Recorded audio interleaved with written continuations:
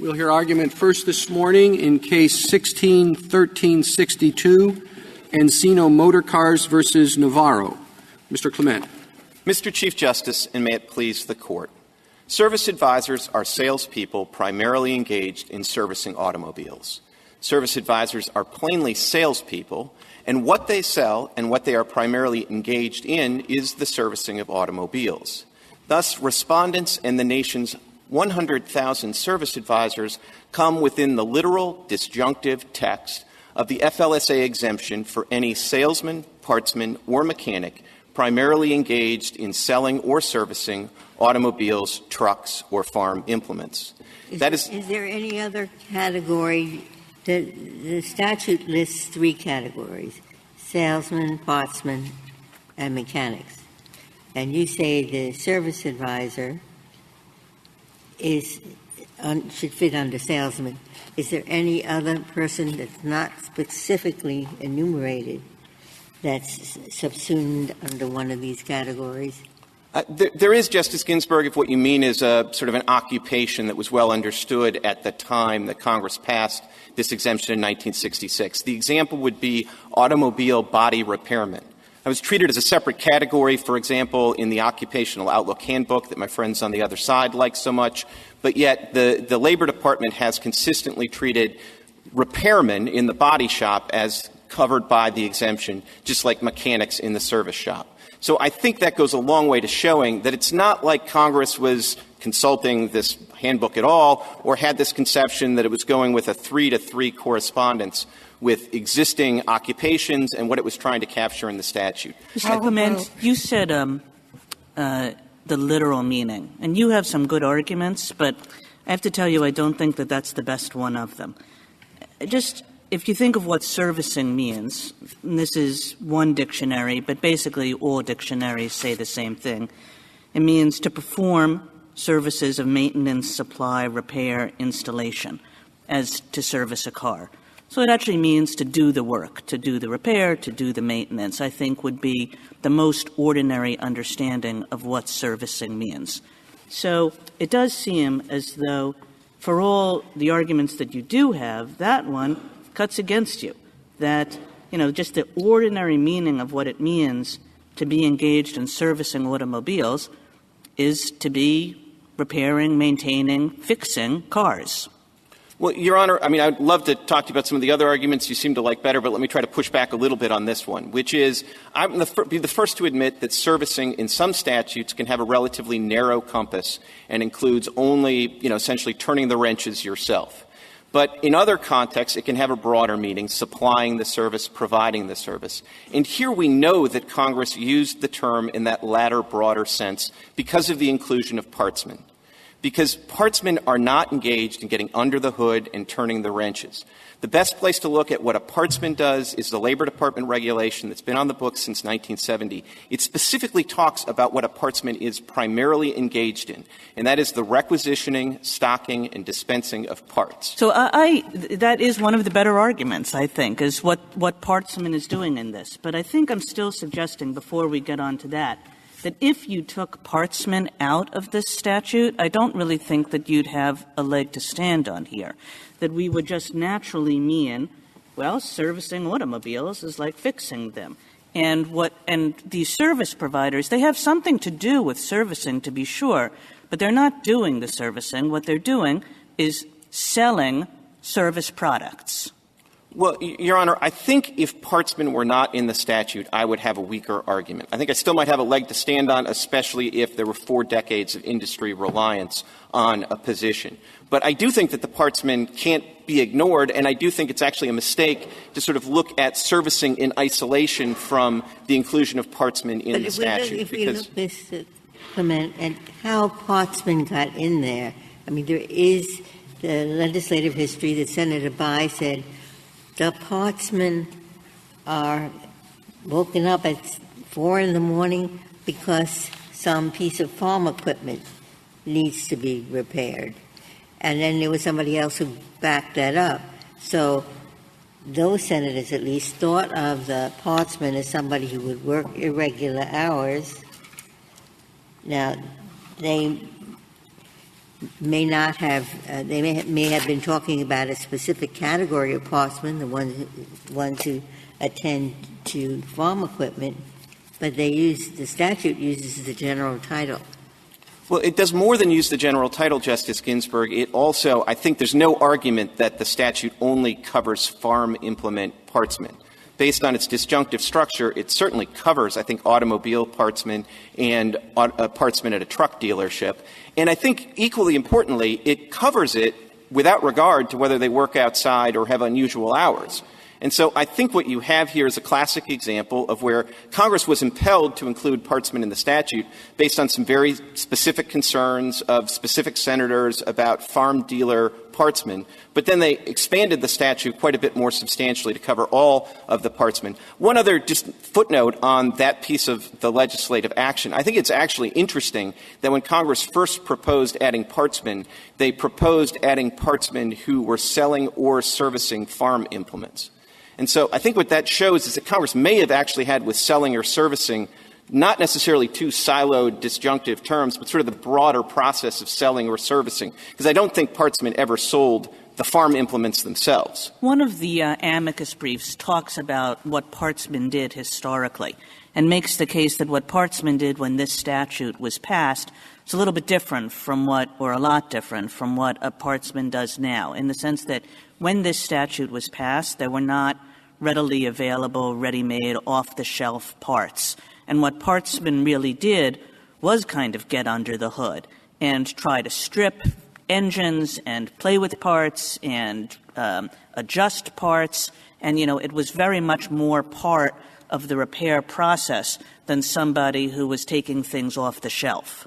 Justice Kagan, I know there's an amicus brief that says that. I think, we're here to ask you to mostly look at the plain text of the statute. But if you're interested in looking at something, I do think that occupational handbook from 1966 has a couple of pages about what partsmen did back then. And I don't think it really maps up with what the amicus brief says, which is to say, even back in 1966, sure, there might be an occasion on which they had to fix some part or got under the hood.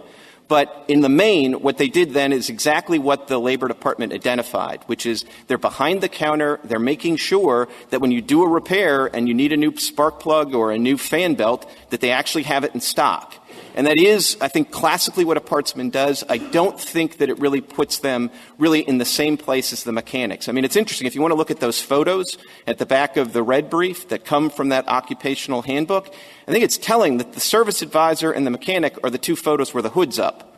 The counterman, the partsman, he's behind the counter, which, I don't mean to say that's where he or she belongs, but that is where they typically are, and it's pretty far removed from the action, which is why I think the partsmen really are the clue to interpreting this statute to have this broader compass. Can I try a hypothetical on you? And the hypothetical statute is designed to match this one in structure and to present the same question.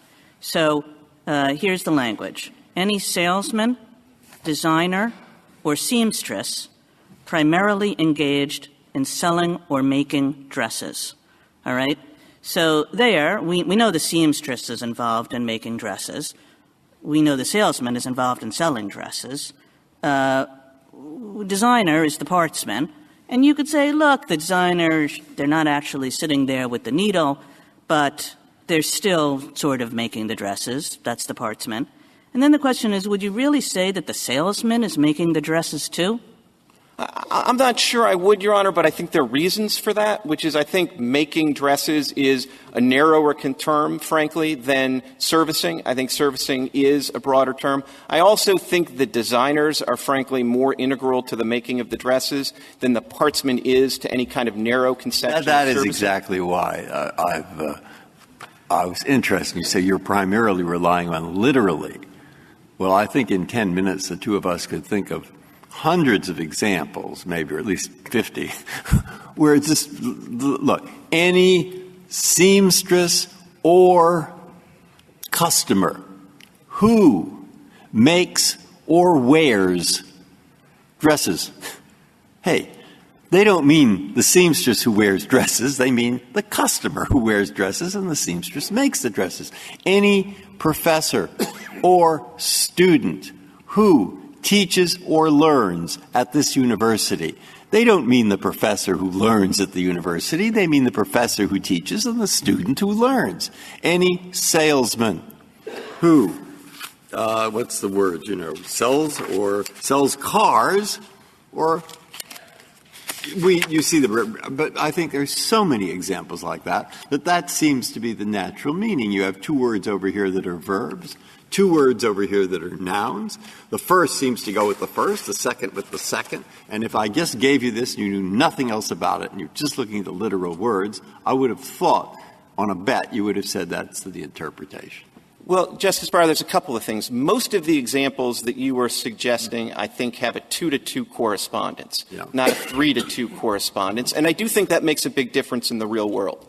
The second thing is, I'm not here to tell you that there aren't disjunctive series followed by disjunctive series where you do have matching. Yeah. Now, I think often that's because the matching really excludes the other cases or produces a null set. I think it also depends a little bit on sort of what's going on. With your professor and student hypothetical, if you do, if that was all tethered to a requirement as to who gets issued a library card, if you had a professor who was sort of visiting that semester and only learning and not teaching, would they really deny him a library card? No, okay. But then you go to her second point, which the second point was, what about the purposes as Congress reveals them? Could you can see in that. Sorry. Could I ask your indulgence and before you talk about purposes? What my hypothetical was designed to do, and I came up with a bunch of them, and I'll spare you. Thank you. Is to have a 3-to-2 correspondence. Your answer back to Justice Breyer was right away, well, your hypotheticals have a 2-to-2 correspondence, and that's different. My hypothetical had a 3-to-2 correspondence, and you had to do a little bit of stretching to get one of the middle term in. But the question is, does that force you to stretch so much that you get the first term in when the first term pretty naturally pairs with the other, with the selling word? And that's what you're asking us to do. And I think, to put the point more generally, the fact that you have to do a little bit of stretching to get partsman in does not compel you to do a lot of stretching to get salesman in. But, Justice Kagan, and I want to try to get back to the purposive questions, but I do think that the degree of stretching you have to do to get partsman in is not a significant difference between how much stretching you have to do to get the service advisors in. And I think that's really the key. I mean, maybe in your hypothetical, which you designed a lot of them, and you probably gave me one of the best ones, and I think that's because now you're daring me. Well, but I take it that because you really thought there was a big gap between the designers and the salespeople in terms of the stretching. And I just don't think that's the case with the partsmen. And I really do think, the partsmen, God love the partsmen, but they're pretty far removed from the action of turning the wrenches. I actually think that if you did an empirical test as to who got under the hood more often, the service advisors would win. Mr. Clement, why can't you say that the partsmen, they're exempt because Congress put them there specifically, and you don't have to match them with anything? Congress may have been overbroad because it started with the farm equipment people. So if we just look at the two others, why should we stretch service advisor to come within the mechanic who's actually servicing when we know that the service advisor doesn't even possess the skills to be engaged in servicing? So, Justice Ginsburg, I don't think the service advisor is differently situated from the partsman in terms of having the skills to go under the hood and turn the wrenches himself or herself. I think as to the answer to your question about why don't we just say, hey, the partsmen are in because the partsmen are in, because the structure of the statute doesn't let you say just the partsmen are in. The partsmen are in because they are primarily engaged in selling or servicing automobiles. Now, I take it that the partsmen don't sell the automobiles, so they must be in either because selling or servicing is just sort of a catch-all that gets everything that the dealership basically does, or it's because we have a broad enough conception of servicing to include the partsmen.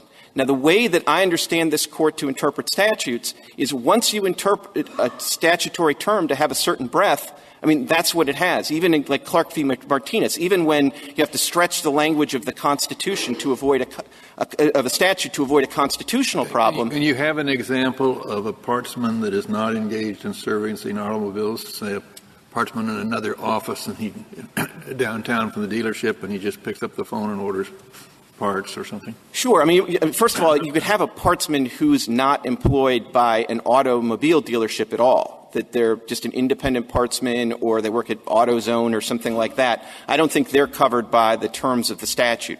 So I do think you have to interpret the statute so you tether partsman to a term like servicing. And then once you interpret to have a certain breadth, I don't think it can shrink back down. So it can be wide as to partsman but narrow as to service advisors. And so I do think then the service advisors do come comfortably within the text of the statute. And we haven't talked about the fact that for 4 decades they've been treated that way, which I think. I wanted to ask you mentioned in your argument that there's been decades of reliance. If we want to adopt that argument and say, well, there's been reliance here, it's a close question, we're not sure, it's ambiguous, what case do I cite to show that reliance bears on the interpretation of a statute? I think you'd cite, among other things, you could cite the Christopher case, the Christopher against SmithKline case, which is another FLSA case. And this court averted to the reliance interest both in deciding not to apply our deference, but also in interpreting the statute. And I think the principle isn't, well, if for 4 decades people have gotten wrong, we'll get it wrong. I think the principle is, as the Seventh Circuit said in the Yee case, which Christopher cited, I mean, it's no mean feat to conclude that an agency has been an open and notorious violation of the FLSA for 4 decades. And I think the behavior of the industry is some evidence of what those terms meant. The agency, as I understand it, the agency gave up after 2 circuits rejected its position. So the agency acquiesced in the Fourth and Fifth Circuit position. But last time around, I noticed your argument about the massive retroactive liability. And I said, well, what about this provision that says someone who relies in good faith on the agency position doesn't have retroactive liability? Well, I think that the issue, I'm happy to discuss that. That's the Portal to Portal Act affirmative defense. I think our reliance on that is even more complicated now because it doesn't just allow for no damages when you've relied on the agency in the abstract. It specifically talks about relying on agency regulations. So at least since 2011, when you had the last change in administrative position, I don't think we'd be able to rely on the Portal to Portal Act affirmative defense to say we're not subject to liability. The other thing my friends on the other side say is that, well, there's this other exemption, 207I, that will help at least those that were paid on a majority basis for a commission. Now, there's a couple of things about that. I mean, I think the most important one is I don't know the exact number, but there are a sizable number of people in the industry who are paid majority salary, and so they'd have to be restructured. But the other thing is, it's a little bit rich for my friends on the other side to say, don't worry about this because of 7I. I mean, when they filed this complaint, they must have had some theory as to why we weren't already covered by 7I. So I think that just shows that what the industry has relied on for 4 decades is not some combination of the Portal to Portal Act and 207I. What the industry's relied on is the idea that in this context, it is this exemption that exempts all service advisors, not just those that are paid primarily on a commission. When I think of these 3 categories of workers, so service providers, partsmen, mechanics, to coin a couple of silly kind of words, a service advisor is customer facing. It's the primary job is to deal with customers, to sell them things, to liaison with them, to make sure they're happy. Mechanics and also partsmen are car facing. Their job is to do stuff with the car. And, in different ways, the partsman is more helping, but their focus is on the automobile, whereas the service provider's focus is on the customer. That seems to me a pretty big divide, suggesting that the service providers are really, salesmen, not servicers.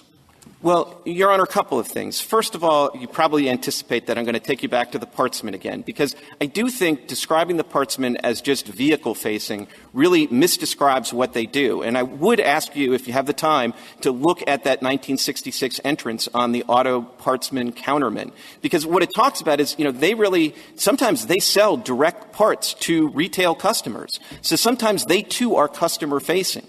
And that's all part of what they are primarily engaged in, which is not just facing the car. It's really their responsibility is the parts, whether it's the mechanic that wants the parts for a particular repair or whether it's some outside customer who wants to buy a part because they're a do-it-yourselfer.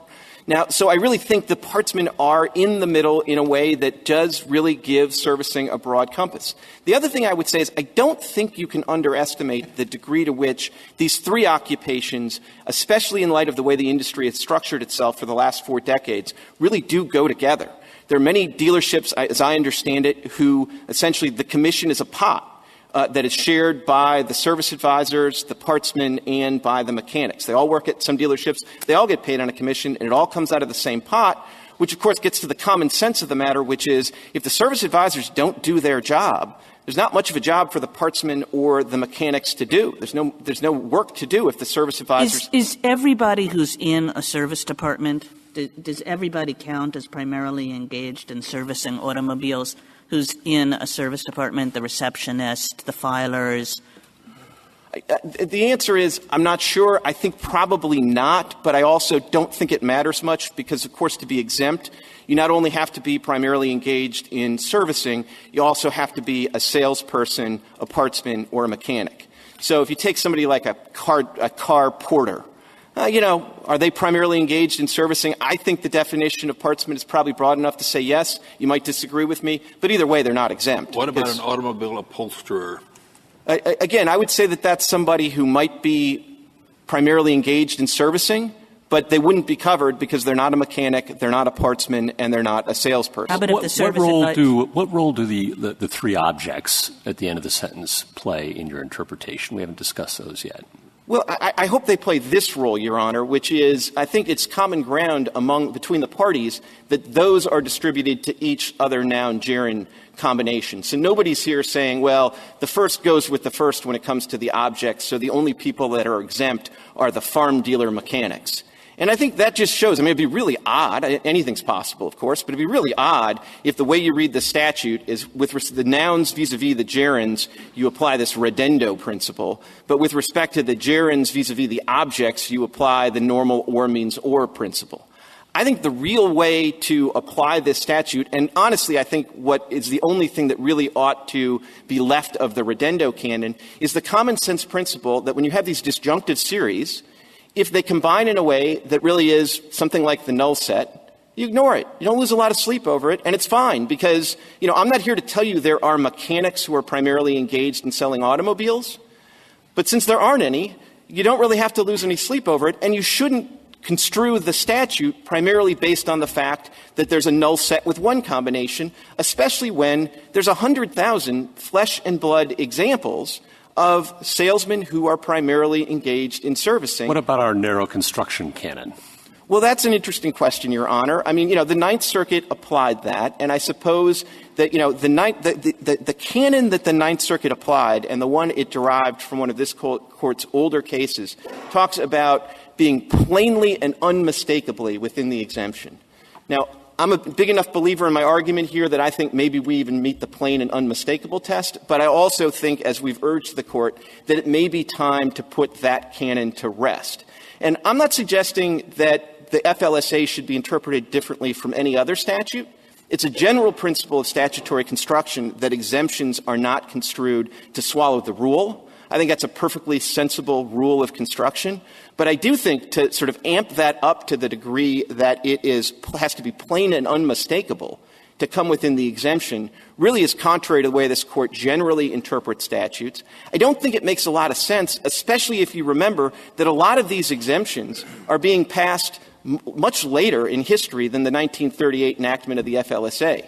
So even if you accept the proposition that in 1938 Congress had an unalloyed interest in being remedial, in the FLSA, I don't know why that would inform your interpretation of an exemption enacted in 1966 for the express purpose of at least having some employees not covered by the FLSA.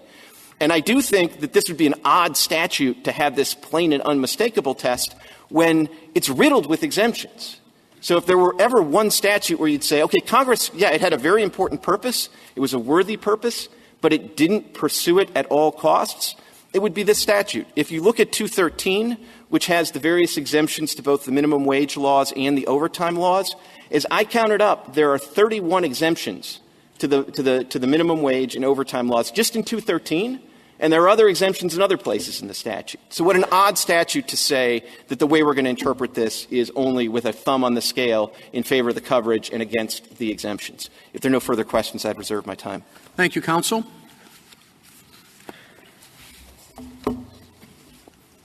Mr. Feldman. Mr. Chief Justice, and may it please the Court. The exemption in this case is for any salesman, partsman, or mechanic primarily engaged in selling or servicing automobiles. The most obvious reason why, or the clearest reason why service advisors don't come within that exemption is they don't service automobiles. In our brief, we cite the five most authoritative dictionaries of the English language, and they define service as to maintain or repair. You don't maintain or repair a car in the way people would ordinarily speak with a pad or a clipboard and a pencil or a telephone, which are the primary tools that service advisors use. You do it back in the back of the shop when you're actually working on the car. Service advisors don't do that, and therefore they don't service cars. They don't. Well, I guess sometimes, though, I mean, they do look under the hood sometimes, right? You bring the car up, and it's making this noise. They go out and at least listen to the noise, and sometimes they can say right away, oh, that's probably this, and then they send something down, and whether the customer is still there or comes back later, all that they do in the mechanics or the partsman send it up and then plug it in and it's right. So, I mean, in certain situations, the advisor would play the primary role in fixing the problem. Not when it's more complex, maybe not typically, but certainly in what I suppose would be many occasions. I don't think so. I mean, I think what the advisor does is make a guess, but really of what might be wrong based on what the customer says. I mean, sometimes the customer goes in and says, I want a 20,000-mile servicing, and the service advisor just sends it back and says, we need a 20,000-mile servicing. Now, maybe the mechanic that's a different example. But even sometimes, I guess what I'm saying, sometimes the primary decision in servicing the car is going to be made by the service advisor, at least an initial thing. Send something down. The mechanic may well look at it himself or herself, but the service advisor says it's a distributor cap or whatever, and it turns out it is. They put it on and it's done. Yeah, I think actually the service advisor's job, they may make a guess as to what's wrong and give the customer, say, well, it might be a distributor cap. But it's up to the mechanic to actually figure out what's wrong, not the service advisor. Suppose a service advisor meets the customer in the morning and he said, I'm a service advisor. I'm here to supervise and to plan the servicing of your automobile. Is that correct for him to say? Well, actually, I don't think so. I don't think they supervise the servicing of the automobile. I think they serve a communications function. They don't in any sense supervise the mechanic. Well, how about to arrange for? Yes, I think it is correct to say they arrange for it. But I think that there's a huge difference between... But if that's true, it seems to me he's engaged in servicing the automobile. No, I don't think so, because I think there's a huge difference.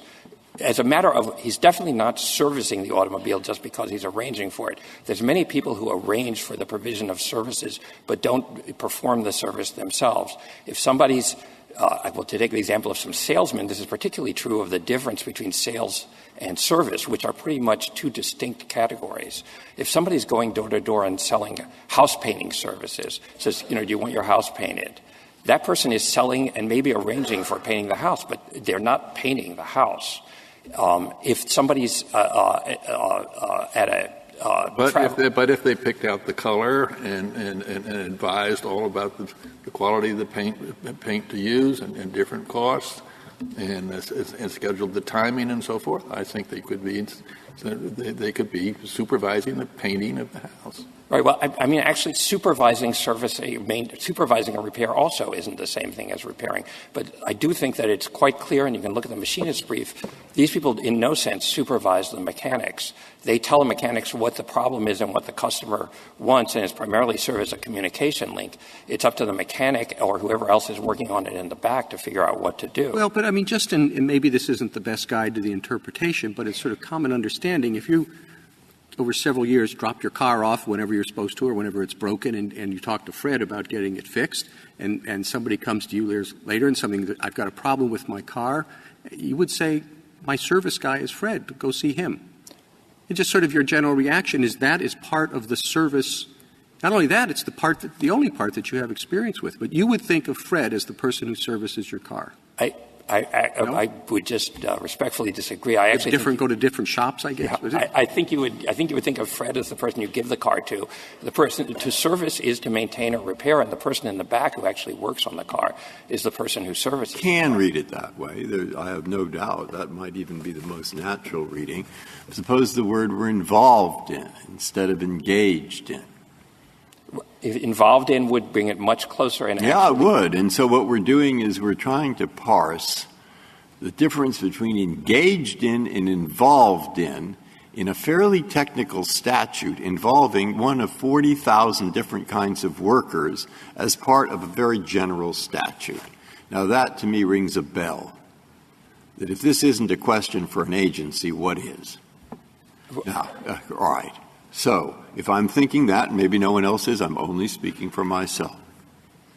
I was sort of surprised that nobody in the Ninth Circuit referred to a doctrine that nobody refers to anymore. It's called primary jurisdiction. And it can be used to ask the relevant department to file a brief. And nobody did that. No. Now, suppose I think, gee, I don't know the answer to this question. It's highly technical. I do look to purpose. The purpose apparently was that they put these mechanics in there because they had farm equipment somewhere that people go in the middle of the night, so they didn't have fixed hours. Whether that was so or not, I don't know. And maybe the service person would call at 2 a.m. and tell the farmer he's coming, in which case he doesn't have fixed hours.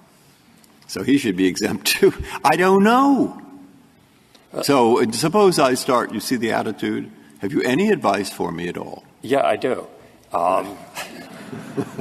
In the first place, if you look at the car dealership, it's not the case that there's 3 main people in the car dealership: the salesman, the partsman, and the mechanics. Mm-hmm. There's salesmen who sell financing, insurance, and warranties. They're not cars. There's salesmen who sell underbody coatings and other accessories like that. Mm-hmm. There's lube technicians. There's body people who work on painting, on upholstery, on body repairs. There's car jockeys. There's dispatchers who allocate the work. So there's many different people who work at a car dealer. Congress picked out only 3, and they picked out those 3 for a particular reason. And if you look at actually the things that we cite, all 3 of those share something in common. And service advisors not only don't share that, but have a different quality that makes them much more likely to be in the staff. Well, if the mechanics are in there because they did call farmers at 2 a.m, did the service advisor call the farmer too? There's, as far as I know, in the history of the auto industry, no. There's never been an example of a service advisor who worked off-site and probably very rarely, if ever, irregular hours. Those were the keys to why Congress wanted partsmen and mechanics in there. They're also clearly the most important reason why they wanted salesmen in there, because salesmen in those days and still today at luxury dealerships, I'm told, salesmen will come and bring the car to you to go take a test drive. And car salesmen... Then Congress got it wrong in what they perceived the partsman job was. They were right about the partsmen who work on farm equipment, but they were wrong about the partsman who works on automobiles, who works regular hours. I don't think they were wrong. I think what they decided is they wanted to include partsmen and mechanics, who I think reasonably are both said to be servicing cars, And they then decided to include the whole categories and not just limit it to farm implements or a particular kind of mechanic or partsman, as long as they're servicing cars. That was the limitation. But your definition of servicing, which I think is a very natural one, I mean, and not just, natural, it's the dictionary definition of servicing. But it has to cope with this partsman word. How do partsmen fit within your definition of servicing? Okay, well, I think partsmen are reasonably said to be servicing cars. If the mechanic needs a fan belt, is working on a car, and walks over 2 steps or 5 steps or 10 steps to pick up a fan belt off the wall, bring it back to the car, I think the mechanic is that whole time repairing or maintaining the car. And what the partsman is doing is taking over a function, one part of the function of what the mechanic does, and instead the partsman's doing it. And that's why it works very closely, as we talk about in the brief, they work very closely with mechanics. They try to get the parts to them in the order in which they need them on complex repairs and so on. And I think that it's very reasonable and I guess also a car is nothing but the sum of its parts. And for all those reasons, I think it's very reasonable to say that they are servicing cars. Well, but diagnosis is part of the servicing as well. And the service advisors at least do that. I mean, the mechanic doesn't going to know he needs to know what the problem is. And the service advisor will spend a fair amount of time trying to get a description from the customer. Sometimes it's easy, the car won't start. Other times it's going to be harder, and they need to get a good description. Is the person who takes down your symptoms at the doctor's office before the doctor comes in, is she or he part of the medical treatment? I think actually the relevant question is he or she providing the treatment? And I would say no. They're giving an initial guess. The statute talks about being engaged in. So is that person engaged in the medical treatment? I don't think he's engaged in treating. He's maybe a part of the process. I guess that maybe it's but the dictionary definition of engaged says to do or take part in something. Right. And there's as far as engaged in goes, this court actually did a Lexis search, and this court has used the term 500 times. It's used about 2,000 times in the U.S. Code. It's used in the FLSA in actually one of the provisions in 213D in the same statute. It's engaged in the delivery of newspapers. It's an extremely common word. And I can't find any instance in which any court has ever construed it to mean anything other than what Black's Law Dictionary says, which is to do something customarily or regularly or continually. It doesn't mean doing something that's ancillary to that activity. So if the 203D talks about engaged in the delivery of newspaper, and there's an exemption for people like that. If you're calling somebody up on the phone and saying, would you like your home delivery of your newspaper? I don't think that person is covered under that provision. And if this court were to construe engaged in to be a term of breadth like that in this case, I think it would actually upset a lot of settled expectations across broad areas of the law. When Congress wants to broaden out a term, it uses terms like necessary and consequent and necessary to, necessary and incidental to, which it uses in a couple of the FLSA provisions that we cite, or it uses terms like the process of, which it uses regularly throughout the U.S. Code. But I don't think there's any basis to take in this statute, which is very actually finely written, to take the word servicing or engaged in servicing and say, well, no, they mean something like in the criminal law, you might say someone is an accessory before the fact if they help the crime before it's committed, or after the fact if they help it afterwards. I don't think, but in the criminal law, actually, if you didn't have 18 U.S.C. Section 2, which made those people liable as principals, they wouldn't be liable for the crime. And I do think it's the same principle here. When they're talking about engaged in servicing, they're talking about the people who service, not the people who I would concede do things that are necessary and incidental to the servicing. There's many people Mr. Feldman, that. when you talked about the purposes, you focused on the fact that service advisors work on-site and don't work irregular hours. I believe that Mr. Clement's argument, and he'll correct me if I'm wrong, focuses on the fact of commissions, that these people, like other kinds of salesmen and like mechanics, are often compensated through commission schemes. What about that? I think that commissions are actually completely irrelevant to this provision. There's many other people at the car dealership, including many of the ones who I mentioned, who are paid on commissions, who are not exempt. There's many people at car dealerships and throughout the economy who are exempt and who are not paid on commissions. In fact, where Congress was interested in commissions as the basis for an exemption, they provided one in 207I. If you're paid more than 50% on commissions and you make more than 1.5 times the minimum wage, then you can be exempt under that provision. It is possible that at least going forward, and I would correct my friend, at the time of the complaint, one thing that was true here, or that's alleged in the complaint, is that the dealership was not, up until recently, it says, keeping track of the time and the hours spent. So actually they would have had a hard time keeping track, even though they're required by the law to do that, they would have had a hard time making out the 207I exemption. But going forward, it may be in this case that these people are covered by 207I. As far as the reliance interest that my friend mentioned, I actually think the reliance arguments cuts exactly the other way. When this court had the case before, the question that the court said it was concerned with about reliance was whether people had been relying on the 1978 DOL letter, and whether the agency in 2011 was required to give some explanation of why it changed its mind. So that question is no longer in the case. The regulation, the court said, is not controlling here. But what has happened is in 2011, DOL did tell everybody that it thought service advisors are not exempt are not exempt. And in 2015, the Ninth Circuit decided the case. In 2016, about 2 years ago, this court remanded the case to the Ninth Circuit. By that time, and long before that, probably from 2000, in fact, I know from 2011 on, dealerships were being informed that service advisors might well be covered here, and that they might be entitled to overtime. Well, could you add to that, or correct me if I'm wrong, that in the 2 circuit cases that ruled against the FLSA, the government had taken the opposite position? That's right. That's right. But I think my point about reliance is if you actually there's a 2-year statute of limitations here. Everybody's known since 2011, and certainly since 2 years ago when this court decided the case last time, that these people might be entitled to overtime. As far as I can tell, there's been 2 cases at most, and I'm not sure about both of them, one in the District of Arizona and one in the Western District, I think it's the Western District of New York, that have been filed claiming that service advisors are entitled to overtime. That's it, 2 cases. So I think that the logical inference to be drawn is that most dealerships, some dealerships are probably paying overtime right now to service advisors. In fact, I know that some are. Some dealerships, many dealerships, probably the vast majority of them, have arranged things so they come within the 207I exemption.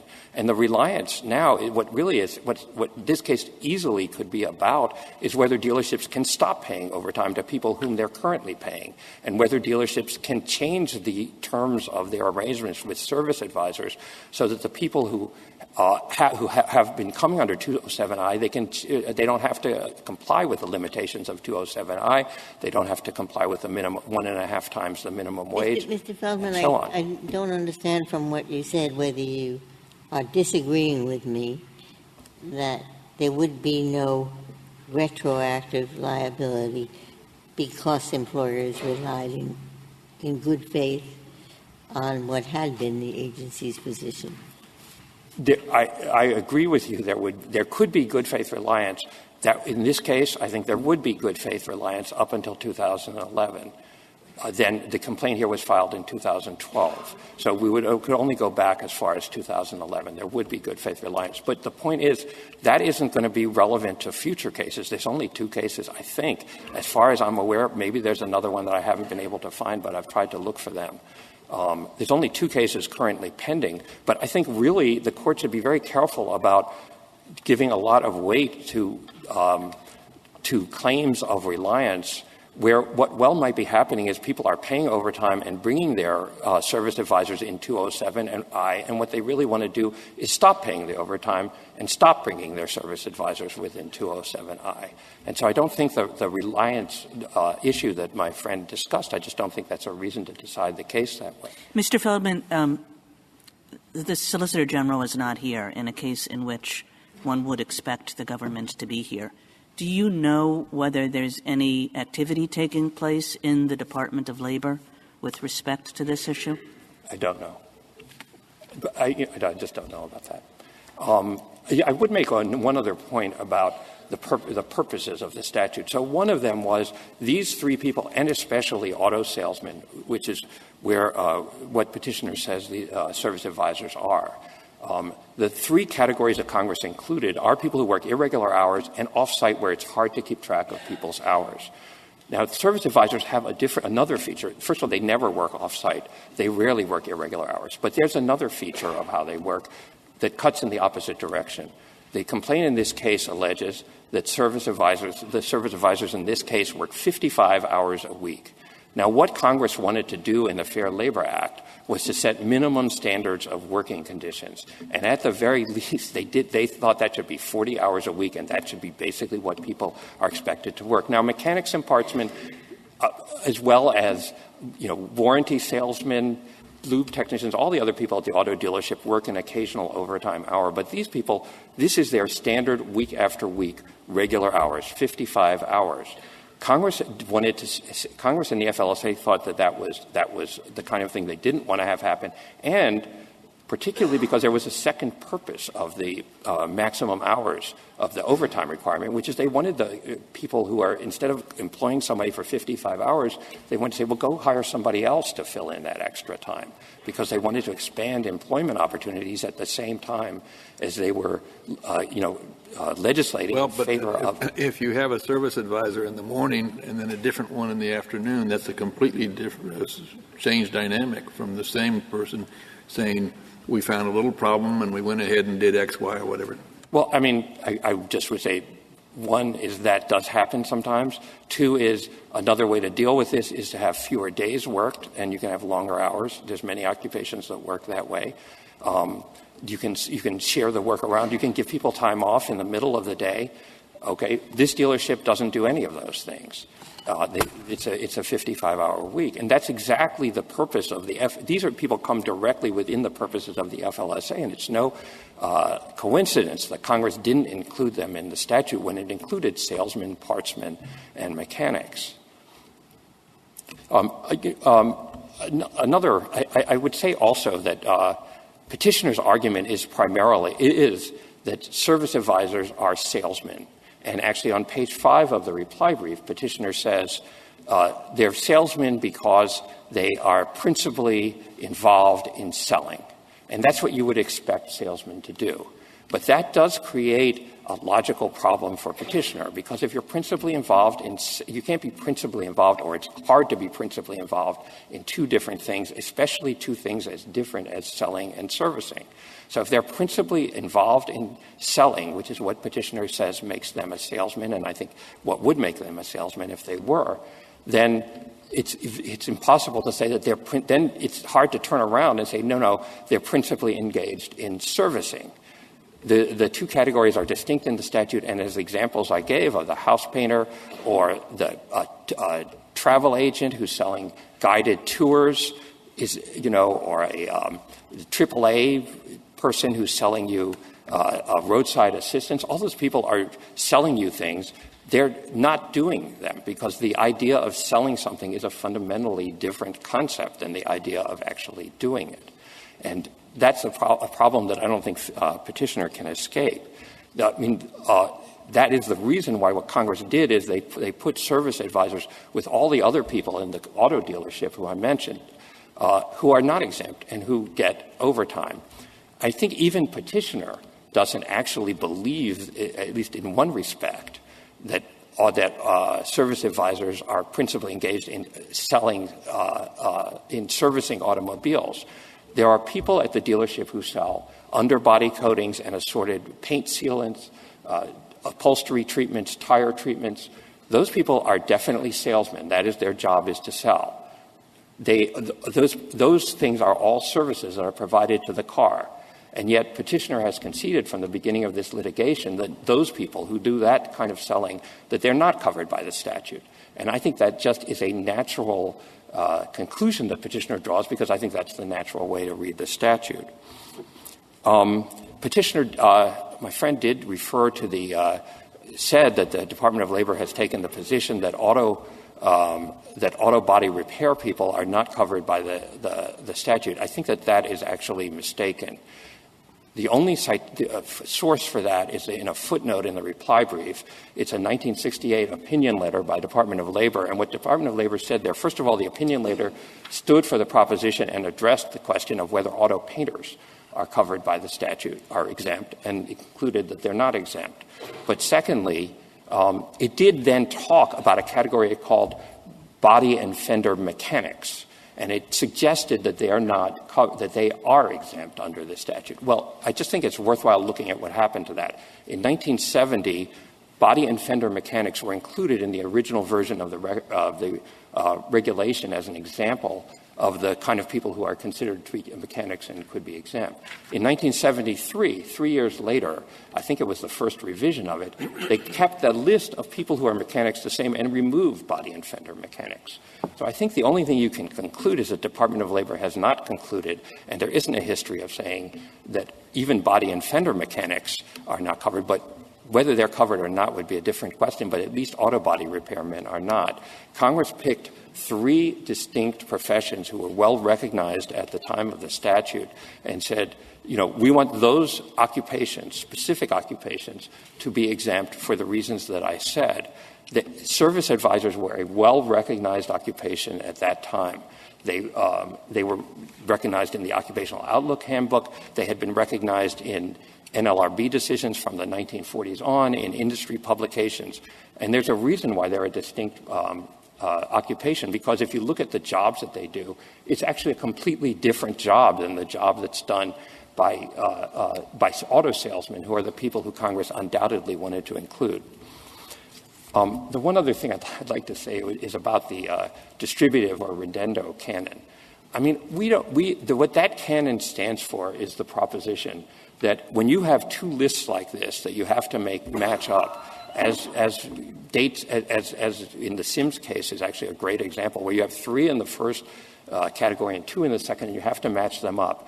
It is common, and there are ors, they're connected by the word or. It's common in the English language to say, well, we match up the ones that actually fit according to the context, but we don't have to struggle and strain to twist with the ordinary meanings of words or something like that to try to barely find a way in which everything in the first list has to match with everything in the second. And that is all that canon means. It means that it's perfectly acceptable, and was what Congress, I think, did, is to say salesmen match up with cells. They're etymologically related, they're semantically related. That's what Congress intended to do. And it matches perfectly. Partsmen and mechanics match up with servicing. Salesmen don't match up with servicing, and in fact, insofar as someone's a salesman, they're almost certainly not a service person.